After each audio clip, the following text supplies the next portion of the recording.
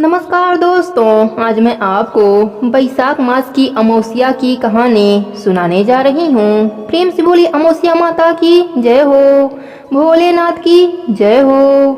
बहुत समय पहले की बात है। एक नगर में एक ब्राह्मण रहता था जिसका नाम धर्मवड़ था। वह बहुत ही धार्मिक प्रवृत्ति का व्यक्ति था। वह ऋषि मुनियों का बहुत आदर करता था, उनसे ज्ञान ग्रहण किया करता था। साथ ही वह व्रत उपवास भी किया करता था। एक बार उसने किसी महात्मा के मुख से सुना कि भगवान विष्णु का नाम इस कलयुग में स्मरण करने से जो पुण्य प्राप्त होता है वह किसी भी कार्य से नहीं प्राप्त हो सकता है। जो पुण्य मनुष्य को अन्य युगों में यज्ञ करने से प्राप्त होता है उससे भी अधिक पुण्य इस कलयुग में भगवान के नाम लेने से प्राप्त हो जाता है।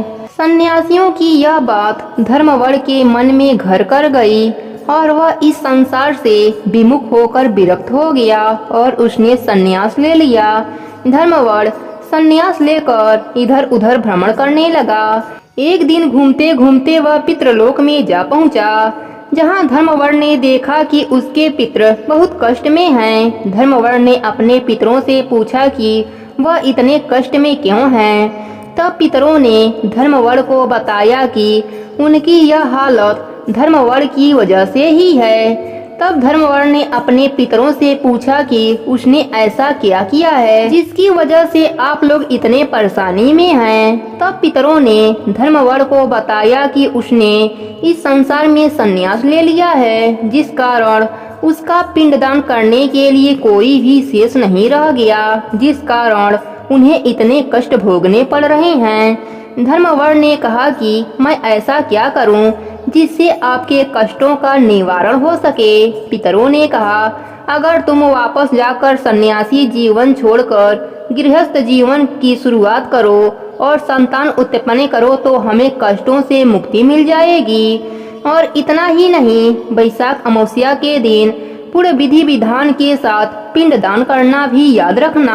तब धर्मवड़ ने अपने पितरों को वचन दिया कि वह अपने पितरों की मुक्ति के लिए विवाह करेगा और पुत्र उत्पन्न करेगा। फिर धर्मवड़ ने अपने गृह पर आकर अपना विवाह किया और बैसाख मास की अमावस्या के दिन पूरे विधि विधान से उसने पिंड दान किया।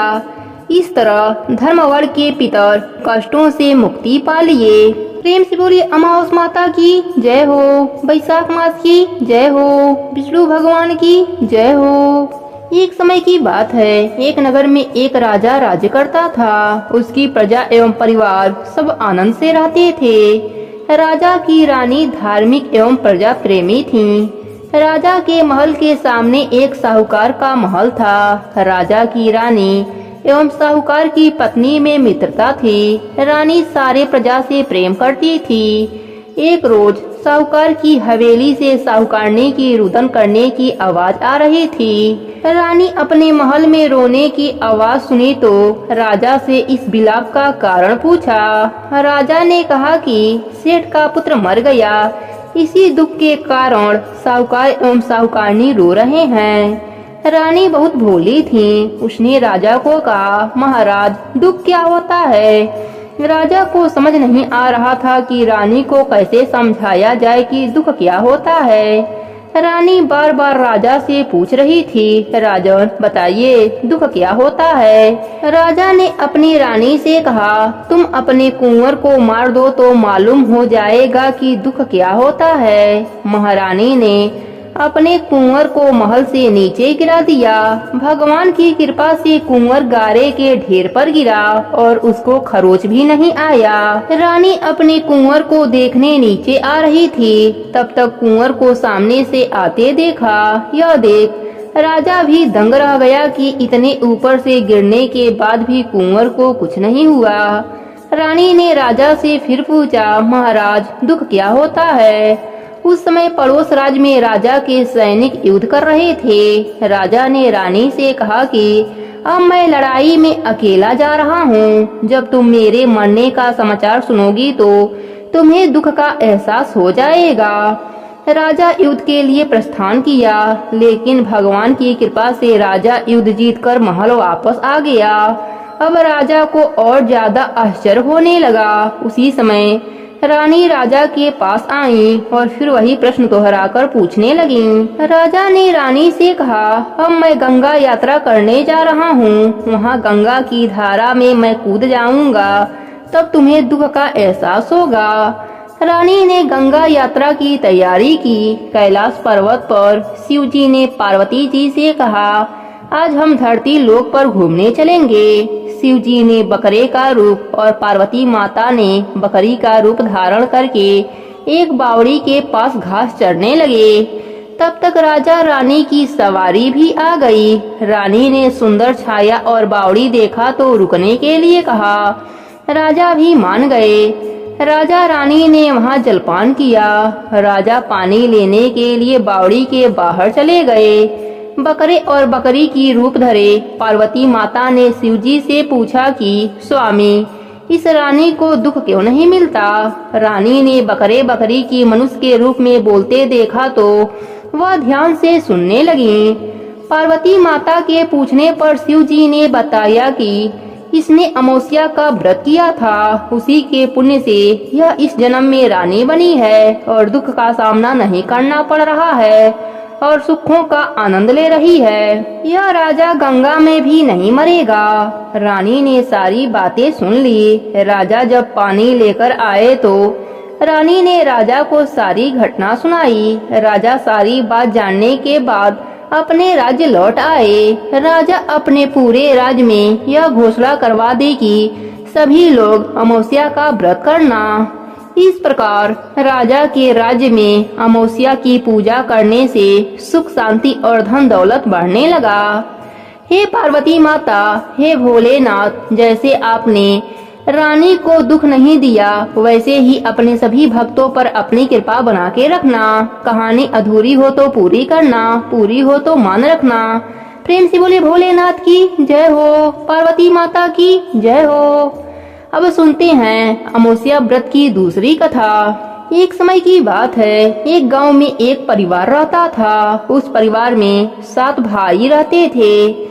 सभी के शादी विवाह हो गए थे, सभी के बच्चे भी हो चुके थे।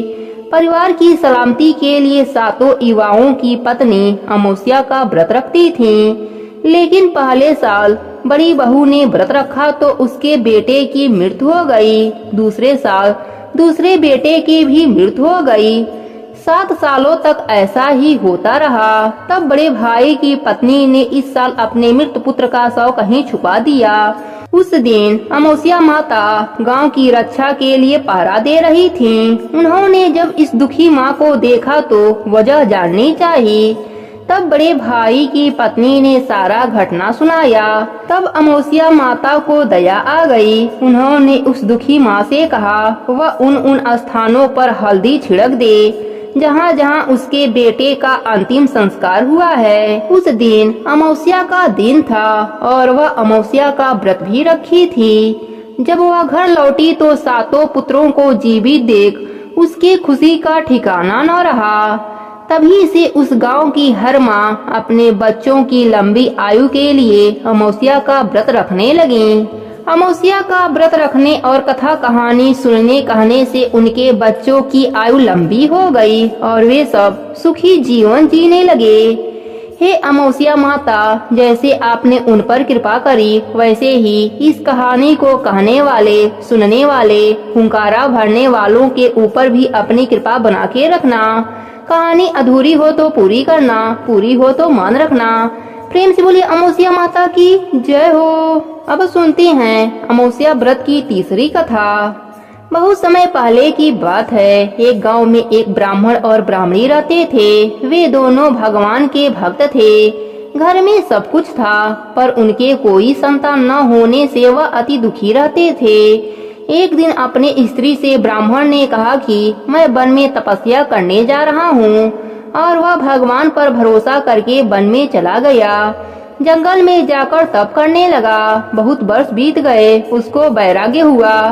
वह सोचने लगा कि मैं अब अपना जीवन समाप्त कर दूंगा। इस प्रकार सोचकर वह पेड़ की डाली पर फांसी का फंदा लगाकर मरने को तैयार हुआ।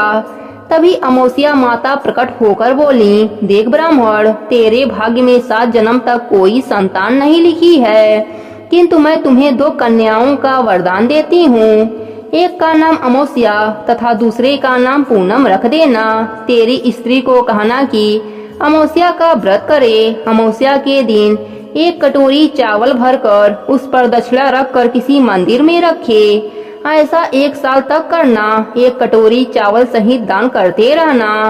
इतना कहकर अमोसिया माता अंतर ध्यान हो गईं। ब्राह्मण घर आया और अपने पत्नी को सारी बात बताई। अमोसिया आने पर ब्राह्मणी ने व्रत रखा। कुछ दिन बाद उसको 2 कन्या हुई। तब उसने एक का नाम अमोसिया और दूसरे का नाम पूनम रख दिया। धीरे धीरे कन्याएं बड़ी होने लगीं। ब्राह्मण दोनों कन्याओं का योग्य वर देखकर विवाह कर दिया। बड़ी बहन अमोसिया धार्मिक थी, जबकि छोटी भगवान को बिल्कुल भी नहीं मानती थी। बड़ी के घर में तो सुख समृद्धि का भंडार भरा हुआ था, पर छोटी बहन पूनम के घर दुखों का पहाड़ था। जब बड़ी बहन अमोसिया को छोटी के बारे में सब कुछ मालूम हुआ कि उसकी बहन दुखी है, तब अमोसिया गाड़ी भरकर सामान ले गई और छोटी बहन से बोली, बहन पूनम, अमोसिया का व्रत तुम भी किया करो और पूजा करके उपवास करो, जिससे तुम्हारे घर में सुख समृद्धि का भंडार भर जाएगा। 1 साल तक चावल का कटोरा भरकर दक्षिणा रखकर दान करना। पूनम ने अपने बहन के द्वारा बताए गए नियमों के साथ अमोसिया का व्रत करने लगी। कुछ ही दिनों के बाद उसका भी घर धन धान से भर गया और संतान की भी प्राप्ति हुई। वह सुखी जीवन जीने लगी। इस प्रकार जो भी मनुष्य अमोसिया का व्रत विधि पूर्वक करेगा, उसके घर में सुख समृद्धि का भंडार भर जाएगा। जो भी मनुष्य इस कथा को कहता या सुनता है, उसके ऊपर अमोसिया माता की कृपा बरसती है। हे अमोसिया माता, अपने सभी भक्तों पर अपनी कृपा बना के रखना। कहानी अधूरी हो तो पूरी करना, पूरी हो तो मान रखना। प्रेम से बोले अमोसिया माता की जय हो। अब सुनते हैं अमोसिया व्रत की चौथी कथा। एक गरीब ब्राह्मण परिवार था, जिसमें पति पत्नी के अलावा एक पुत्री भी रहती थी। पुत्री धीरे धीरे बड़ी होने लगी। उस लड़की में समय के साथ सभी गुणों का विकास हो रहा था। लड़की सुंदर एवं गुणवान भी थी, लेकिन गरीब होने के कारण उसका विवाह नहीं हो पा रहा था। एक दिन उस ब्राह्मण के घर एक साधु पधारे, जो कि कन्या के सेवा भाव से काफी प्रसन्न हुए। कन्या को लंबी आयु का आशीर्वाद देते हुए साधु ने कहा कि कन्या के हथेली में विवाह का योग्य रेखा नहीं है। अगर इसका विवाह हो भी गया तो यह विधवा हो जाएगी। ब्राह्मण दंपति ने साधु से उपाय पूछा कि कन्या ऐसा क्या करे कि उसके हाथ में विवाह का योग्य बन जाए। साधु ने कुछ देर विचार करने के बाद अपने अंतर्दृष्टि से ध्यान करके बतलाया कि कुछ दूरी पर एक गांव में सोना नाम की धोबी जात की एक महिला अपने बेटे और बहू के साथ रहती है, जो कि बहुत ही आचार विचार और संस्कार संपन्न तथा पति परायण है। यदि यह कन्या उसकी सेवा करे और वह महिला इसकी शादी में अपने मांग का सिंदूर लगा दे, तो इसके बाद इस कन्या का विवाह हो तो इस कन्या का विधवा योग मिट जाएगा। साधु ने यह भी बताया कि वह महिला कहीं आती जाती नहीं है। यह बात सुनकर ब्राह्मणी ने अपने बेटी से धोबन की सेवा करने की बात कही। कन्या मान गई। अब हर रोज धोबन के घर जाकर सफाई और अन्य सारे काम करके अपने घर वापस आ जाती। सोना धोबन अपनी बहू से पूछती है कि तुम तो सुबह ही उठकर सारे काम कर लेती हो और पता भी नहीं चलता है। बहू ने कहा कि माँ जी, मैंने तो सोचा कि आप ही सुबह उठकर सारे काम खुद ही खत्म कर लेती हैं। मैं तो देर से उठती हूँ। इस पर दोनों सास बहू निगरानी करने लगी कि कौन है जो सुबह ही घर का सारा काम करके चला जाता है। कई दिनों के बाद धोबन ने देखा कि एक कन्या मुँह अंधेरे घर में आती है और सारे काम करने के बाद चली जाती है। जब वह जाने लगी तो सोना धोबन उसको पकड़ लिया और पूछने लगी, आप कौन हैं और इस तरह छुपकर मेरे घर की चाकरी क्यों करती हैं? तब कन्या ने साधु द्वारा कही गई सारी बात बताई। सोना धोबन पति परायण थी, उसमें तेज था। वह तैयार हो गई। सोना धोबन के पति थोड़ा अस्वस्थ थे। उसने अपने बहू से अपने लौट आने तक घर पर ही रहने को कहा। सोना धोबन ने जैसे ही अपने मांग का सिंदूर कन्या के मांग में लगाया, उसके पति मर गए। उसे इस बात का पता चल गया। वह घर से निराजल ही चली थी। यह सोचकर कि रास्ते में कहीं पीपल का पेड़ मिलेगा तो उसे भंवरी देकर उसकी परिक्रमा करके ही जल ग्रहण करेगी। उस दिन सोमवती अमावस्या थी। रास्ते में पीपल का पेड़ मिला। उसने ईंट के टुकड़ों से 108 बार भंवरी दिया, परिक्रमा किया। ऐसा करते ही उसका पति जीवित हो गया। प्रेम से बोली अमावस्या माता की जय हो, पार्वती माता की जय हो, भोलेनाथ की जय हो।